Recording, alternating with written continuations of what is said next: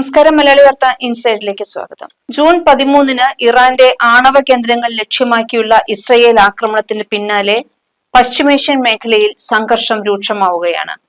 ഇന്ന് ഞായറാഴ്ച പുലർച്ചെയും ഇസ്രയേൽ വ്യോമാക്രമണം നടത്തി. ടെഹ്റാനിൽ ഇസ്രയേൽ നടത്തിയ പുതിയ വ്യോമാക്രമണത്തിൽ ഒരു ഭവന സമുച്ചയം ആക്രമിച്ചതിനെ തുടർന്ന് 29 കുട്ടികൾ ഉൾപ്പെടെ കുറഞ്ഞത് 60 പേർ കൊല്ലപ്പെട്ടിട്ടുണ്ട്. ഇറാനിലെ ഇസ്രയേലി ആക്രമണങ്ങളുടെ ആദ്യ 2 ദിവസങ്ങളിൽ ആകെ 78 മരണങ്ങൾ റിപ്പോർട്ട് ചെയ്യപ്പെട്ടു. ഇറാനുള്ളിലെ 150-ലധികം സ്ഥലങ്ങൾ ലക്ഷ്യമിട്ടതായി ഇസ്രയേൽ പറഞ്ഞു. ഇന്ന് നടന്ന ആക്രമണത്തിൽ ഇറാൻ റവല്യൂഷണറി ഗാർഡ്സിന്റെ ഡെപ്യൂട്ടി കമാൻഡർ ഖൊസ്രോ ഹസാനി കൊല്ലപ്പെട്ടു. വ്യോമ പ്രതിരോധ സംവിധാനം സജ്ജമെന്ന് ഇറാൻ മാധ്യമങ്ങൾ റിപ്പോർട്ട് ചെയ്യുന്നു. ഇറാനിലെ എണ്ണപ്പാടവും ഇസ്രയേൽ ആക്രമിച്ചിരുന്നു. ഉഷ്ഖർ പ്രവിശ്യയിലെ പാഴ്സ് റിഫൈനറിയാണ് ആക്രമിക്കപ്പെട്ടത്. ലോകത്തെ ഏറ്റവും വലിയ ഗ്യാസ് ഫീൽഡിൽ ഒന്നാണ് ഇത്. തിരിച്ചടി തുടരുമെന്നും ഇസ്രയേലിന്റെ ആക്രമണം അമേരിക്കയുടെ പിന്തുണയോടെയാണെന്നും ഇറാൻ യൂറോപ്യൻ യൂണിയനെ അറിയിച്ചിട്ടുണ്ട്. മിഡിൽ ഈസ്റ്റിലെ 2 ബദ്ധവൈരികളായ ഇസ്രയേലും ഇറാനും പരസ്പരം ആക്രമണം ശക്തമാക്കുമ്പോൾ മേഖല ഒരു പൂർണ്ണ തോതിലുള്ള യുദ്ധത്തിന്റെ വക്കിലെത്തി നിൽക്കുകയാണ്. കഴിഞ്ഞ 1 മണിക്കൂറിനുള്ളിൽ ഇസ്രയേൽ പ്രദേശത്തേക്ക് വിക്ഷേപിച്ച 7 ആളില്ല ആകാശവാഹനങ്ങൾ നാവികസേന തടഞ്ഞതായി ഇസ്രയേൽ വ്യോമസേന അറിയിച്ചു. ഇസ്രയേലും ഇറാനും പരസ്പരം മിസൈൽ ആക്രമണങ്ങൾ തുടരുന്നതിനിടെ ഇറാനുമായി സഹകരിച്ച് കഴിഞ്ഞ 24 മണിക്കൂറിനുള്ളിൽ മധ്യ ഇസ്രയേലിലെ ജാഫയെ നിരവധി ബാലിസ്റ്റിക് മിസൈലുകൾ ഉപയോഗിച്ച് ആക്രമിച്ചതായി യമനിലെ ഇറാനുമായി സഖ്യത്തിലായ ഹൂതികൾ ഞായറാഴ്ച പറഞ്ഞു. ഇസ്രയേൽ ഹമാസ് യുദ്ധത്തിൽ ഗാസയിലെ പലസ്തീനികളെ പിന്തുണയ്ക്കുന്നതായി ഹൂതികൾ പറയുന്നു. ഇതിനിടെ ഇസ്രയേലിന്റെ 2 F-35 വിമാനങ്ങൾ വെടിവെച്ചിട്ടു എന്ന അവകാശവാദവുമായി രംഗത്തെത്തിയിരിക്കുകയാണ് ഇറാൻ മാധ്യമങ്ങൾ. ലോക്ഹീഡ് മാർട്ടിൻ F-35 ലൈറ്റ്നിംഗ് 2 യുദ്ധവിമാനമാണ് വെടിവെച്ചിട്ടതെന്നാണ് ഇറാൻ മാധ്യമങ്ങളെ ഉദ്ധരിച്ച് ഗ്ലോബൽ ടൈംസ് റിപ്പോർട്ട് ചെയ്തത്. യുഎസിന്റെ ഏറ്റവും നൂതനവും 5ാം തലമുറയിൽപ്പെട്ടതുമായ യുദ്ധവിമാനമായാണ് ഇതിനെ കണക്കാക്കപ്പെടുന്നത്. ഇതിന്റെ വില $90 ദശലക്ഷം, അതായത് ഏകദേശം 7 ബില്യൺ രൂപ. ഇസ്രയേൽ ഇറാനിൽ ആക്രമണം തുടങ്ങിയതിനു ശേഷം 2 യുദ്ധവിമാനങ്ങൾ തകർത്തതായും ഒരു വനിതാ പൈലറ്റിനെ പിടികൂടിയതായും ഇറാന്റെ മാധ്യമ റിപ്പോർട്ടുകൾ അവകാശപ്പെടുന്നു. എന്നാൽ ഇറാൻ സേന ഇക്കാര്യത്തിൽ ഔദ്യോഗിക സ്ഥിരീകരണമൊന്നും തന്നെ നൽകിയിട്ടില്ല. അതേസമയം യുദ്ധവിമാനം വെടിവെച്ചിട്ടതായുള്ള ഇറാൻ മാധ്യമ വാർത്തകൾ ഇസ്രയേൽ നിഷേധിച്ചു. ഇസ്രയേൽ പ്രതിരോധ സേന പങ്കിട്ട വീഡിയോ പ്രകാരം ഇറാനെ ആക്രമിക്കാൻ IAF സൈനികർ Ram F-151, സൗഫ F-161, ADIR F-35-1 തുടങ്ങിയവയാണ് ഉപയോഗിക്കുന്നത്. ഇസ്രയേൽ ഈ യുദ്ധവിമാനങ്ങളെല്ലാം അമേരിക്കയിൽ നിന്നാണ് വാങ്ങിയത്. ഇറാനിലെ എണ്ണപ്പാടങ്ങൾക്ക് നേരെയും പ്രതിരോധ മന്ത്രാലയ ആസ്ഥാനത്തിന് നേരെയും ഇസ്രയേലിന്റെ ആക്രമണമുണ്ടായി. തെഹ്റാനിലെ പ്രതിരോധ മന്ത്രാലയ ആസ്ഥാനത്തെ ഒരു കെട്ടിടത്തിന് സാരമായ നാശനഷ്ടം സംഭവിച്ചുവെന്ന് തസ്നീം വാർത്താ ഏജൻസി റിപ്പോർട്ട് ചെയ്തു. തങ്ങളുടെ പ്രധാനപ്പെട്ട 2 എണ്ണപ്പാടങ്ങൾ ഇസ്രയേൽ ആക്രമിച്ചതായാണ് ഇറാൻ സ്ഥിരീകരിച്ചത്. തെക്കൻ ബുഷേഹർ പ്രവിശ്യയിലെ സൗത്ത് പാൾസ്, ഫജർജാം എണ്ണപ്പാടങ്ങൾക്ക് നേരെയാണ് ഇസ്രയേലിന്റെ ശക്തമായ ആക്രമണം ഉണ്ടായത്. ഇറാനിലെ ആണവ കേന്ദ്രങ്ങൾക്ക് നേരെ വീണ്ടും ആക്രമണം നടത്തിയതായും ഇസ്രയേൽ അവകാശപ്പെട്ടു. ഇറാൻ ഇസ്രയേൽ സംഘർഷം രൂക്ഷമാകുന്ന സാഹചര്യത്തിൽ ഇറാഖിലെ US സൈനിക കേന്ദ്രത്തിന് നേരെ ഡ്രോൺ ആക്രമണം നടത്തിയിട്ടുണ്ട്. ഡ്രോണുകൾ വെടിവെച്ചിട്ടതായി US അറിയിച്ചു. അമേരിക്കൻ താൽപര്യങ്ങളെ ആക്രമിക്കുന്ന ഏതൊരാൾക്കും തിരിച്ചടി നേരിടേണ്ടി വരുമെന്ന് ട്രംപ് വ്യക്തമാക്കി. വാഷിംഗ്ടൺ DC-യിൽ സൈന്യത്തിന്റെ 250-ാം വാർഷികം ആഘോഷിക്കുന്ന സൈനിക പരേഡിൽ സംസാരിക്കുകയായിരുന്നു ട്രംപ്. ഇറാനുമായി ഇപ്പോഴും ആണവ ചർച്ചയ്ക്ക് തയ്യാറാണെന്ന് ട്രംപ് പറയുന്നു. എന്നാൽ ഇനിയൊരു ചർച്ചയും ഇല്ല എന്ന് ഇറാൻ ആവർത്തിച്ചു.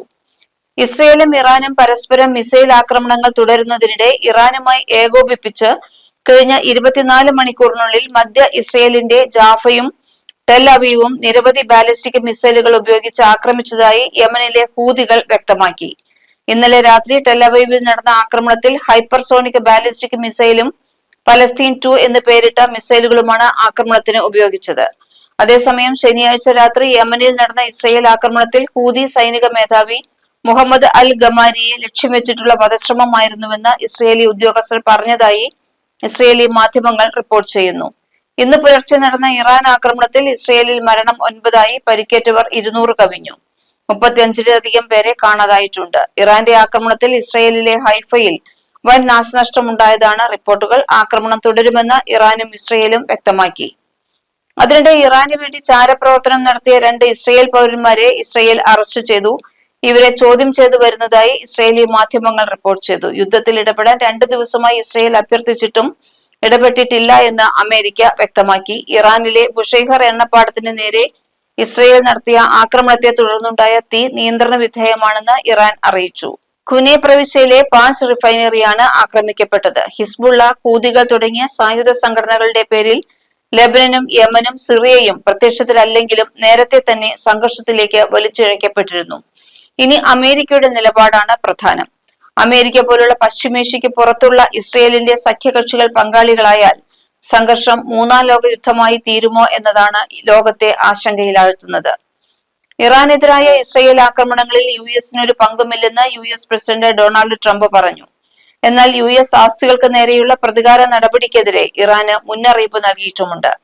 ഇറാൻ ഏതെങ്കിലും വിധത്തിൽ അല്ലെങ്കിൽ രൂപത്തിൽ അമേരിക്കയെ ആക്രമിച്ചാൽ യുഎസ് സായുധ സേനയുടെ മുഴുവൻ ശക്തിയും മുമ്പൊരിക്കലും കണ്ടിട്ടില്ലാത്ത വിധത്തിൽ ഇറാന്റെ മേൽ പ്രയോഗിക്കുമെന്ന് ട്രംപ് പറഞ്ഞു. ഇറാന്റെ ആക്രമണത്തിൽ നിന്ന് ഇസ്രയേലിനെ സംരക്ഷിക്കാൻ പ്രതിജ്ഞാബദ്ധമാണെന്ന് അമേരിക്ക ആവർത്തിക്കുന്നു.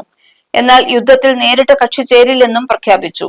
ഇതേ നിലപാടാണ് ഫ്രാൻസിനും. ബാലിസ്റ്റിക് മിസൈലുകൾ തൊടുക്കാനും പ്രതിരോധിക്കാനും ശേഷിയുള്ള യുഎസ് പടക്കപ്പലായ USS തോമസ് ഹഡ്നർ മധ്യധരണ്യാഴിയിലേക്ക് നീങ്ങുന്നതിനെ ഇറാൻ ആശങ്കയോടെയാണ് കാണുന്നത്. ഫോർദോയിലേതുപോലുള്ള ഇറാന്റെ ഭൂഗർഭ ആണവ കേന്ദ്രങ്ങൾ പോലും തകർക്കാൻ ശേഷിയുള്ള ബോംബുകൾ യുഎസിന്റെ പക്കലുണ്ട്. തങ്ങളുടെ ആക്രമണത്തിൽ നിന്ന് ഇസ്രയേലിനെ സംരക്ഷിക്കാൻ ശ്രമിച്ചാൽ യുഎസിന്റെ പശ്ചിമേഷ്യയിലെ വ്യോമതാവളങ്ങൾ ആക്രമിക്കുമെന്നാണ് അവരുടെ മുന്നറിയിപ്പ്. അമേരിക്ക തള്ളിക്കളഞ്ഞുവെങ്കിലും അവരുടെ സമ്മതത്തോടെയാണ് ഇസ്രയേൽ ആക്രമണത്തിന് മുതിർന്നത് എന്നാണ് ഇറാന്റെ വിശ്വാസം. ആക്രമണത്തിന് തൊട്ടുതലേന്ന് പശ്ചിമേഷ്യയിൽ നിന്ന് അധിക സൈനികരെയും നയതന്ത്ര ഉദ്യോഗസ്ഥരെയും യുഎസ് തിരക്കിട്ട് പിൻവലിച്ചതിന് കാരണം ഇതാണെന്ന് ചൂണ്ടിക്കാട്ടുന്നു. പശ്ചിമേഷ്യയിൽ യുഎസിന് 19 സൈനിക കേന്ദ്രങ്ങളുണ്ട്. സൈനികരുടെ എണ്ണം 40,000-നും 50,000-നും ഇടയിലാണ്.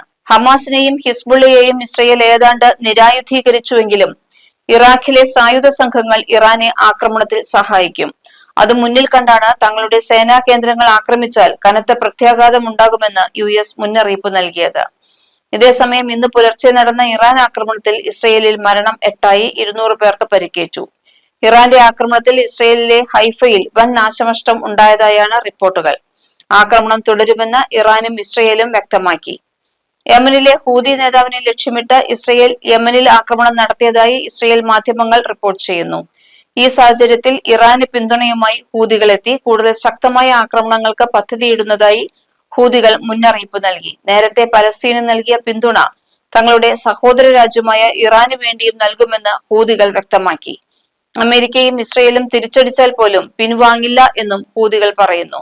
ടെഹ്റാന്റെ ആണവ പദ്ധതിയെക്കുറിച്ച് ഇറാനുമായി ഉടനടി ചർച്ച നടത്താൻ ജർമ്മനി, ഫ്രാൻസ്, ബ്രിട്ടൻ എന്നിവ തയ്യാറാണെന്ന് ജർമ്മൻ വിദേശകാര്യമന്ത്രി ജോഹാൻ വാഡേഫുൾ പറയുന്നു. മിഡിൽ ഈസ്റ്റ് സന്ദർശനത്തിലെത്തിയ ജോഹാൻ വാഡേഫുൾ ഇസ്രയേലും ഇറാനും തമ്മിലുള്ള സംഘർഷം വഷളാകുന്നത് തടയാൻ ആവശ്യമായ നടപടികൾ ഉടൻ പ്രാവർത്തികമാക്കുമെന്ന് പ്രത്യാശിച്ചു. ഇറാൻ ഇസ്രയേൽ സംഘർഷം ഈ രീതിയിൽ തുടർന്നാൽ അത് പശ്ചിമേഷ്യയിൽ ഉണ്ടാക്കുന്ന പ്രത്യാഘാതം വലുതായിരിക്കുമെന്ന് പുടിൻ ട്രംപിനോട് പറഞ്ഞു. സമാധാന ചർച്ചകൾ ഉടൻ നടത്തണമെന്നും ആവശ്യമെങ്കിൽ റഷ്യ സമാധാന ചർച്ചകൾക്ക് മധ്യസ്ഥം വഹിക്കാമെന്നും പുടിൻ ട്രംപിനെ അറിയിച്ചിട്ടുണ്ട്. മലയാളി വാർത്ത ഇൻസൈറ്റ്.